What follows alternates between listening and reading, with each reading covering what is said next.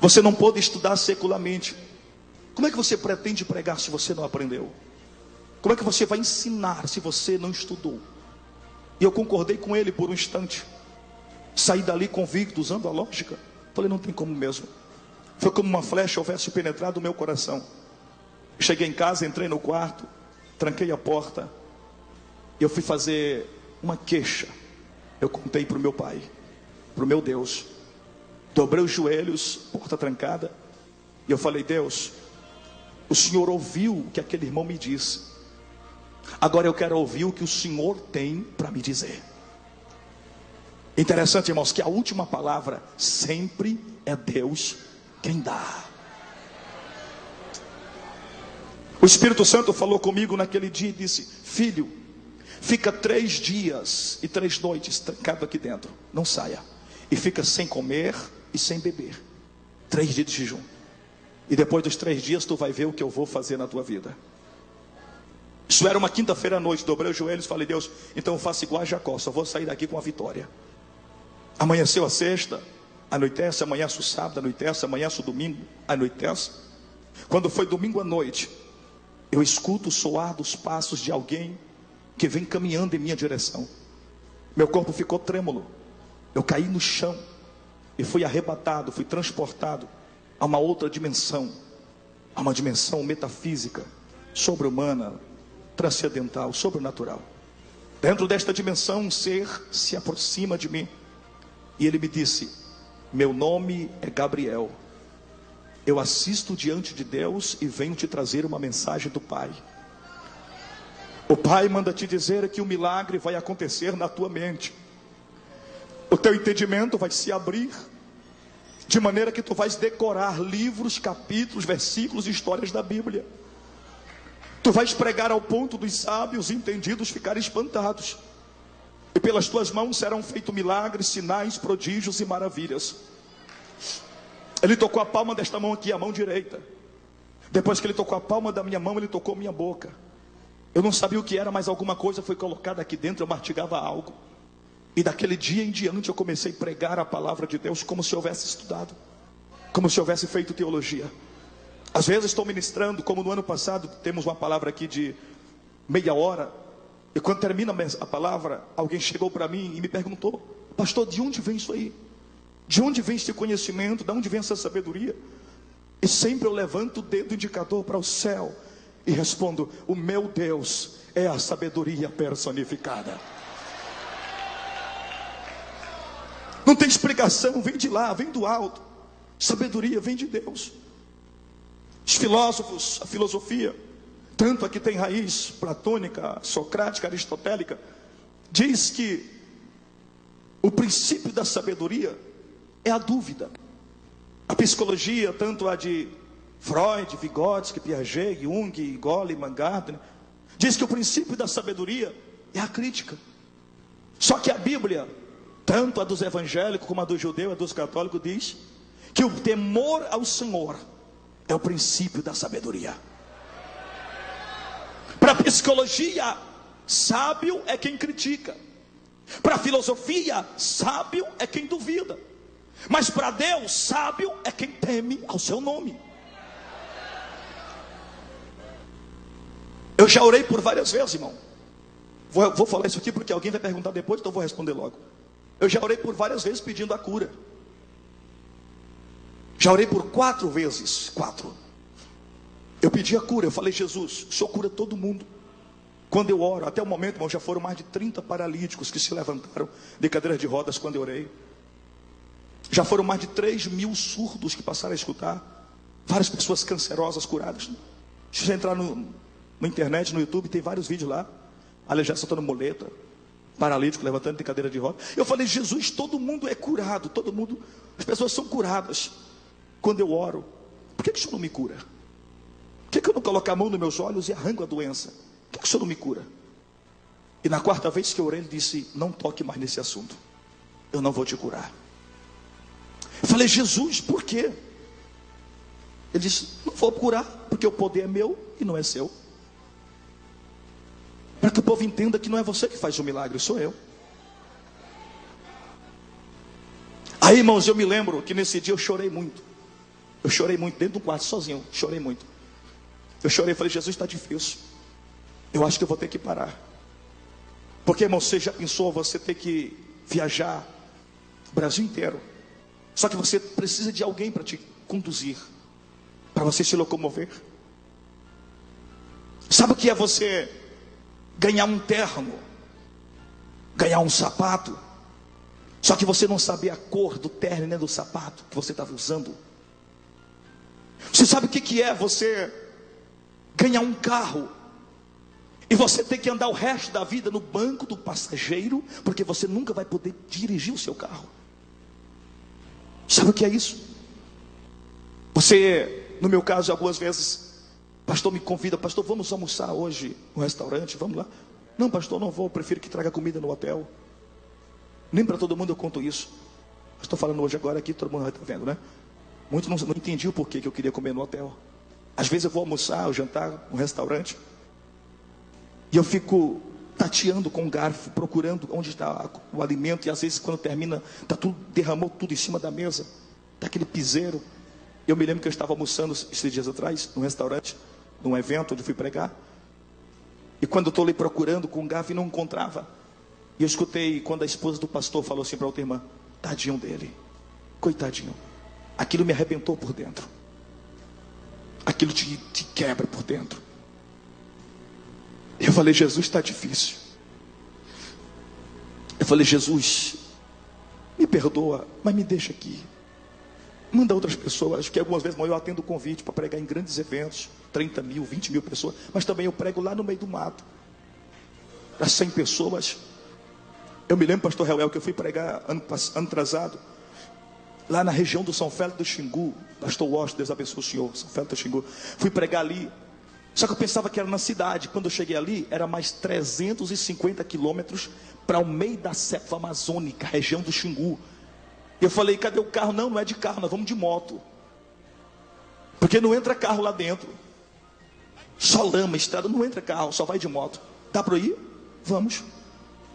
Agora imagine, irmãos, na garupa da moto, quando o irmão falava assim: pastor, se prepare, tem um buraco. Quando eu me preparar, já tinha passado, irmãos.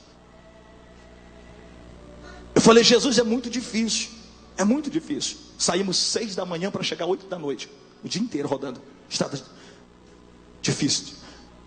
Eu falei: Jesus, eu vou parar. Eu entrego o ministério agora.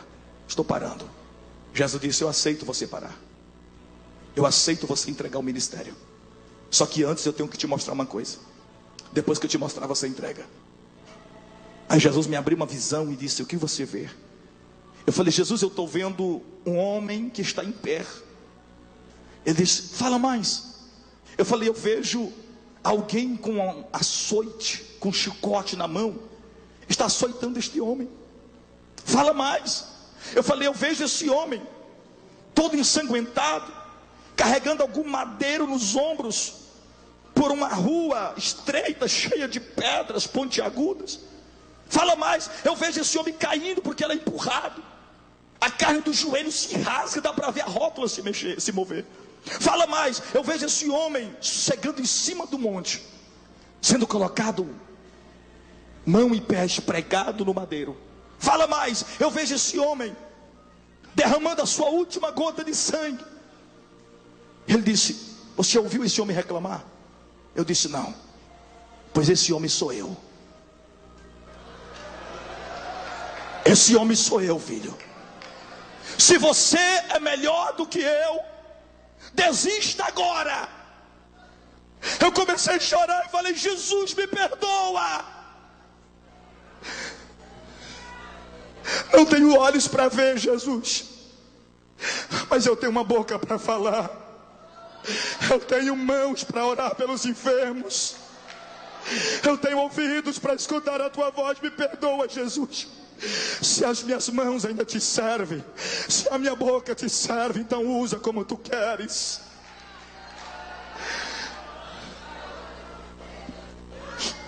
Nesse dia Jesus disse: filho, me pede o que tu queres. Eu falei: Jesus, já que não dá para me curar. Ele disse: não, Eu falei, então Jesus pelo menos tira as dores. Quem é cego não sabe, meu problema são vários problemas. Glaucoma, síndrome de Marfan, subluxação cristalina dos olhos, descolamento de retina, vários problemas. Eu falei, Jesus, dói muito. Tem dia que eu choro de dor, minha esposa sabe. Choro de dores. Eu falei, Jesus, já que não dá para curar, pelo menos alivia, coloca um colírio nos meus olhos. Jesus disse, filho, não me peça para colocar colírio, me peça para colocar lama. Eu falei, o que, Jesus? Me peça para colocar lama. Aí eu não entendi. Eu falei, Jesus, me explica esse negócio aí. Ele disse, lembra do cego que eu encontrei no caminho? E que alguém perguntou quem pecou, ele ou seus pais? Eu disse, nem ele nem seus pais, mas foi para que a glória de Deus se manifestasse. Eu falei, lembro. O que eu fiz com ele? Eu falei, o senhor cuspiu no chão, fez lama e colocou nos olhos do cego. Ele disse, agora você não sabe o que é que está nesse mistério aí. Ele disse, por que você acha que eu cuspi na terra? Eu falei, não sei. Ele disse, porque eu queria dar a ele visão espiritual e terrena. Visão terrena e espiritual. Cuspe, saliva da boca de Jesus. Quem é Jesus? Deus. Saliva da boca de Deus. Mas a terra fala de coisas materiais. Quando une saliva que vem de Deus com o que vem de baixo, que é a terra, aí forma-se visão espiritual e visão material. Jesus disse, eu dei para ele tanto visão física como visão espiritual, conhecimento terreno e conhecimento espiritual. Quando Jesus coloca a lama nos olhos do cego, mandou ele lavar no tanque de Siloé, o enviado. E quando ele volta dali, ele volta enxergando. E lá na frente você encontra o cego ensinando para os doutores. Alguém perguntando para ele, ele respondendo. E as pessoas que perguntavam diziam assim, tu és todo nascido em pecado e tu ensina a nós. O rapaz está ensinando e falando até de estatística, dizendo, desde quando é mundo, nunca se ouviu que um cego de nascença tenha sido curado. Estatística, se fosse hoje, IBGE. O homem estava ensinando visão espiritual, visão material. Falei, Jesus, então é isso? É. Falei, então bota lama nos meus olhos. Aí Jesus disse, não vou colocar lama nos teus olhos, eu vou colocar lama no teu olho. Falei, como assim, Jesus? No esquerdo ou no direito? Nenhum dos dois. Eu falei, e que olho? Ele disse, você tem uma mente, um cérebro, não tem? Tenho. Pois no seu cérebro existe uma parte chamada de córtex cerebral, córtex visual. Os olhos do ser humano são apenas duas máquinas, duas câmeras fotográficas que visualizam o que está no mundo exterior e envia para o cérebro em forma de mensagens codificadas. Mas na verdade é o córtex visual que vê. Quando você olha para mim, você está vendo, não é? Agora fecha os olhos. Quando você fecha os olhos, tenta imaginar em mim. Você consegue visualizar novamente com os olhos fechados, porque quem vê é a sua mente. Quem vê é o seu córtex visual. Jesus disse, é exatamente aí que eu vou colocar lama. Vou colocar conhecimento espiritual e conhecimento material. E aí, irmãos, Jesus colocou. E passa os dias, e eu pensei que ele ia me dar apenas conhecimento bíblico. Mas quando passa alguns dias, eu começo a conversar com as pessoas. Pessoas que estudaram secularmente, pessoas que têm várias faculdades. E de repente eu começo a conversar com as pessoas e eu percebo que converso com elas de igual para igual. Eu faço pergunta, elas respondem, elas me perguntam, eu respondo. Converso com alguém sobre administração, sobre economia, sobre direito, quem está fazendo faculdade de direito. Eles me perguntam, eu respondo, pastor, mas o senhor estudou isso? Não. Mas como é que o senhor sabe essas coisas? Não sei. Só sei que sei, irmão. Nem eu sei como aprendi, como sei, não sei, só sei que sei. Como sei, não sei, de repente descubro que sei.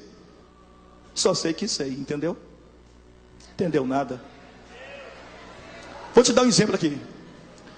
Estou conversando com alguém e a pessoa diz, pastor, eu estou fazendo ciência. Dá para a gente conversar sobre isso? Sei, acho que dá.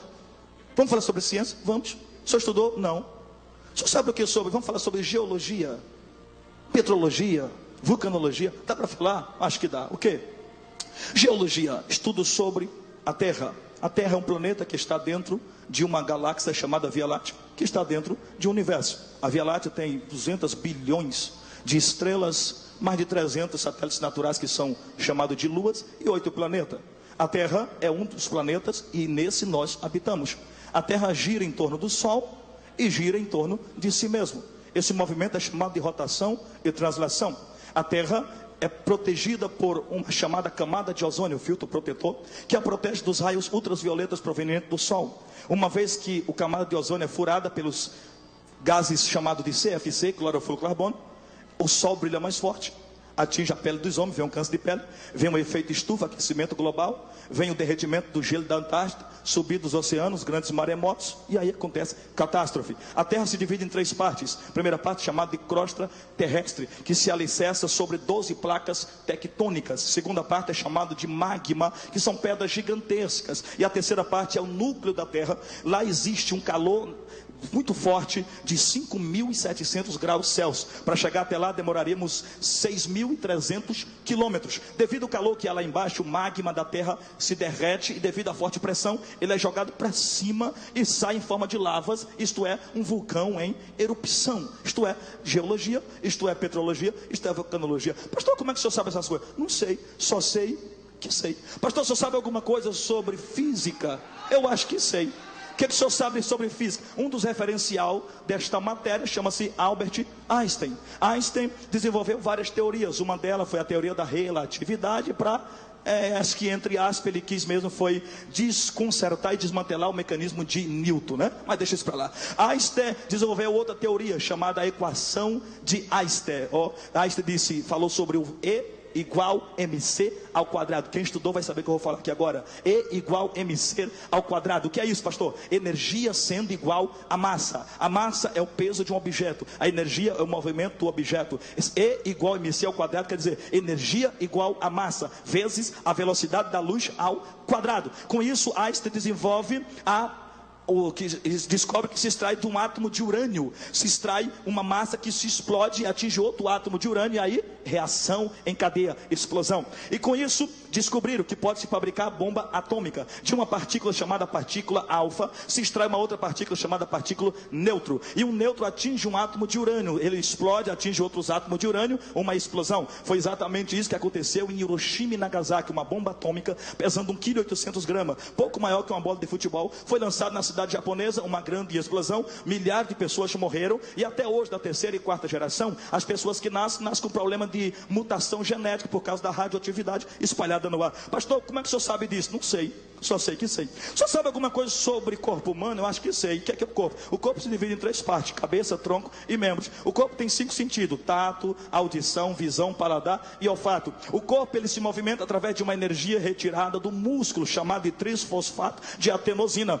O corpo ele é movimentado pelo sangue. O que é o sangue? O sangue é um fluido denominado plasma, que contém célula denominada corpúsculo. Calcula-se que o corpo humano contém cerca de 7 litros de sangue, e cada milímetro, por sua vez, contém cerca de 800 a 900 glóbulos brancos. Assim o sangue auxilia na reconstituição dos tecidos epiteliais quando são atingidos por enfermidade e doença. Como é que o senhor sabe disso? Não sei, só sei que sei. O senhor sabe alguma coisa sobre psicologia? Eu acho que sei. Vamos falar? Vamos. O que é que o senhor sabe? Eu sei que psicologia é a matéria que estuda sobre a psique. O que é a psique? A psique é a nossa mente, está ligada ao nosso cérebro. O cérebro se divide em 3 partes. Primeira parte é chamada de cérebro emotivo. Segunda parte, ou instintivo. Segunda parte é chamada de cérebro emocional. E a terceira, cérebro racional ou neocórtex.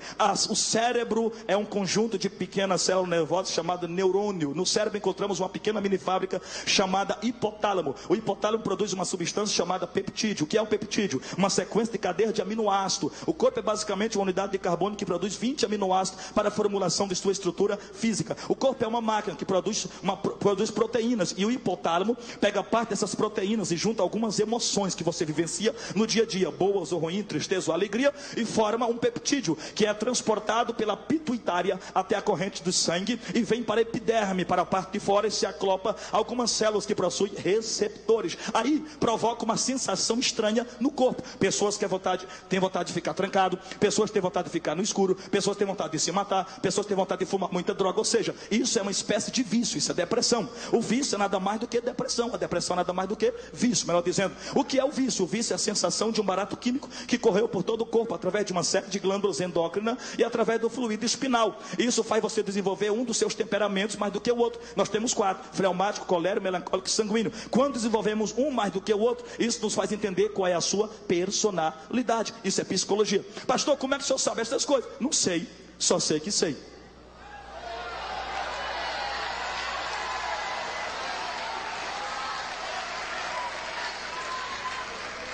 Eu não estou falando isso aqui, irmãos, para afrontar ninguém. Eu não estou falando isso aqui para envergonhar ninguém, ou para afrontar teólogos, ou você que tem um curso acadêmico. Não, não. O meu conselho é esse: estude. Quem puder estudar, estude. Para mim não dê, mas para você dá. Se dá para estudar, estude. Se der para fazer um curso teológico, faça. Tu vai precisar disso aí. Faça um curso teológico. Estude muito. Estude. Meu conselho é esse. Só que aqui, pastor Reuel, pastor Cisino, tem algumas pessoas que não vão poder estudar. Tem algumas pessoas que não vai dar mais. E essas pessoas, o que a gente faz com elas? Deixa elas no canto, deixa elas paradas. E o sonho que está no coração delas, e as profecias que Deus falou que ia te usar, como é que fica?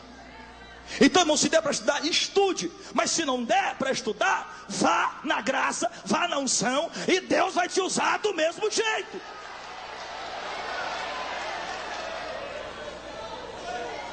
Eu falei: Jesus, até agora não entendi. E o Senhor acabou de falar comigo aqui assim: ó, filho, eu te trouxe aqui hoje e vou te usar como sal nas minhas mãos. E eu perguntei aqui no meu espírito: Senhor, como assim? Ele disse: o sal produz sede. Você vai hoje produzir sede nas pessoas. E quando as pessoas estiverem com muita sede, tu mostra para ela aonde está a fonte de água viva.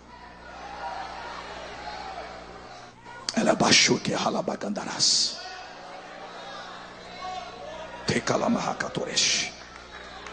Leandro, por favor, Leandro, aqui no corredor do púlpito, do meu lado esquerdo, veja para mim a segunda fileira e veja quem é também a segunda pessoa. Traz essa pessoa aqui à frente, por favor. Do lado esquerdo, a segunda fileira, a segunda pessoa. Aleluia.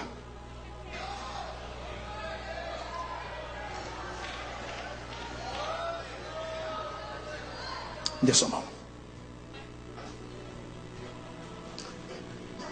Do meu lado esquerdo. Do meu lado esquerdo. Ok, ok. Isso. E no caso, o meu lado esquerdo, eu olhando para aí, né? Do lado esquerdo. Dê sua mão. Deramacalashu refai de que mandaraço. Qual é o seu nome? O Senhor Deus está visitando hoje a tua coluna. Deus está me falando de um disco na tua coluna que está infeccionado. E o Senhor está visitando esta noite. Deus está visitando os nervos que ligam da tua coluna para as tuas pernas, principalmente na perna direita. As fraquezas o Senhor está tirando agora. A cura que tu precisa, ela já te alcança. E é imediato. Recebe agora o milagre. A igreja só estende a mão para cá, porque Deus está tocando ele agora com milagre. Eu declaro o teu milagre agora. Eu ministro a tua cura. Seja completamente curado esta noite, em nome de Jesus. Leve a cura, leve o milagre. Eu me lembro quando eu fui ministrar numa igreja. O pastor me chamou no gabinete à tarde. E o pastor me disse: quem te chamou para pregar aqui? Eu falei: um irmão da sua igreja. Na época eu fazia isso, hoje não vou mais, só vou se o pastor me convidar. O irmão da sua igreja. Ele disse: então antes de você pregar, você vai ter que me mostrar o seu esboço. Eu falei: pastor, mas eu não tenho esboço. Você não fez? Não, não fiz. Sou cego e não estudei, como é que eu vou fazer esboço? Qual o seu grau teológico? Eu falei: não fiz teologia. Você não fez teologia? Não. E como é que você pretende pregar? Aí ele disse: o meu povo é muito bem ensinado. Eu sou escritor de 7 livros. E tá, e foi apresentando o que ele era. E o meu povo não engole qualquer coisa. Como é que você pretende pregar se você não fez teologia? Falei: pastor, não sei, o irmão me chamou. Aí chamaram o irmão. O irmão disse: pastor, deixa ele pregar, eu já vi ele pregando. ele conhece muito a teologia, conhece a Bíblia. O senhor conhece teologia? Eu falei, conheço. Mas o senhor acabou de me dizer que não fez teologia, não estudou. Eu falei, não estudei, mas eu sei.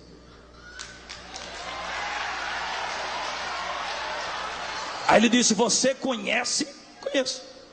Então você vai me responder algumas perguntas que eu te fizer. Se você responder, você prega. Se não responder, não prega. Aí ele disse, me responda o que é teologia.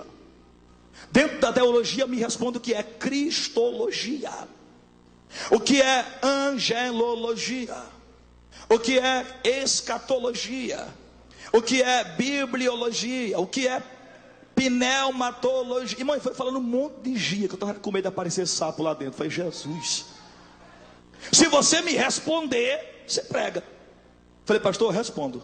O senhor responde? Respondo. Mas eu vou responder em cima do púlpito. O senhor deixa eu pregar e eu respondo. Você não vai pregar enquanto não responder. Eu falei, pois eu não vou responder enquanto não pregar. Aí ficamos brigando, prega, não prega, responde, não responde. Eu falei, tá bom. Ele disse, tá bom, você vai pregar, mas ao assumir o microfone tem que responder. E se responder errado, eu lhe tomo o microfone e você não prega mais. Aí eu fui para o quarto, orei à tarde, fui para o culto à noite. Quando eu chego na igreja, peguei o microfone. Irmãos, eu vou tentar responder aqui o que eu fiz lá. Vamos transportar o culto de lá para cá ou aqui para lá, não sei. Vou tentar responder como se fosse lá, aqui, para você tentar entender como é que foi mais ou menos o culto daquele dia. Peguei o microfone e eu falei, o pastor me perguntou hoje o que é teologia. Eu falei, a palavra tel significa Deus, logia, estudo, estudo sobre Deus. Aí eu resumi, falei, dentro da teologia, o pastor me perguntou o que é cristologia. Falei, a palavra, o nome Cristo é um nome grego, uma palavra grega, que traduzida para o hebraico é Machia ou Messias, e nós sabemos quem é ele, Jesus ou Yeshua em hebraico. Então este é a segunda pessoa da Trindade. Jesus é o alvo e também o cumprimento da maioria das profecias bíblicas. E a maior dela, ou a primeira delas, foi em Gênesis 3:15. Deus disse, da semente da mulher vai nascer